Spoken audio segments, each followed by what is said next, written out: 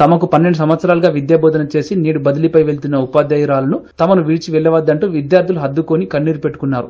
మెదక్ జిల్లా మాసాయిపేట మండలం చెట్లతిమ్మైపల్లి గ్రామంలోని ప్రభుత్వ ప్రాథమికోన్నత పాఠశాలలో అరుణ, రేణుక అనే ఇద్దరు ఉపాధ్యాయులు గత 12 సంవత్సరాలుగా విధులు నిర్వహించారు.